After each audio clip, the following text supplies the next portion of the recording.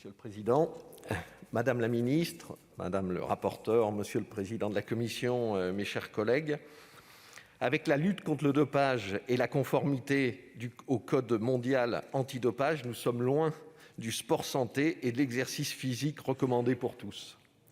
Le sport est un puissant promoteur de l'exercice physique pour tous.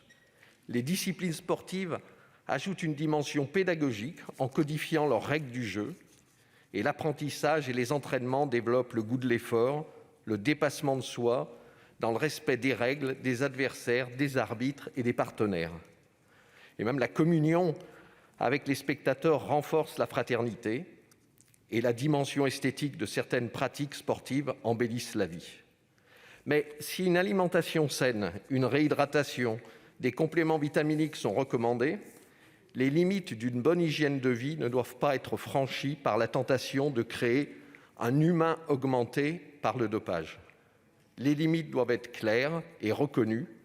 Les franchir est une tricherie et un très mauvais exemple pour une jeunesse dont le sport participe à l'épanouissement. Le Code mondial antidopage est conçu pour ça, et il est important de mettre notre droit interne en conformité au titre de l'adhésion de la France à la Convention internationale contre le dopage dans le sport. Cette convention donne une force contraignante aux décisions et aux règles édictées par l'Agence mondiale antidopage. La financiarisation de la société et la commercialisation du sport poussent à bien des abus et à bien des fautes. Il convient de donner des moyens efficaces d'enquête à l'Agence française de lutte contre le dopage.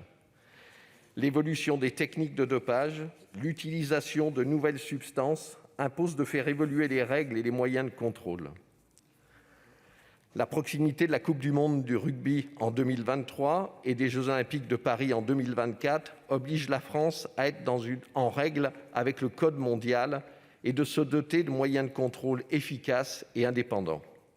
C'est pourquoi nous attendons, avec la Commission, des réponses concrètes sur le pouvoir d'enquête administrative de l'AFLD, signataire du Code mondial antidopage, et l'assurance de moyens nécessaires attribués au laboratoire de pharmaceutique de l'Université de Paris-Saclay pour assurer les analyses de contrôle antidopage en toute indépendance. Cependant, je m'inquiète d'une décision récente des États-Unis, le Rodchenkov Act, adopté en novembre dernier, qui assoit l'extraterritorialité du droit américain. Les autorités américaines peuvent désormais poursuivre toute personne impliquée dans un système international de dopage, quelle que soit sa nationalité.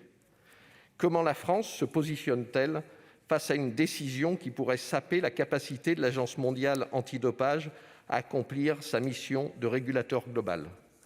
Madame la ministre, aidez-nous à nager dans un milieu plus clair et plus simple pour nous dans ce domaine.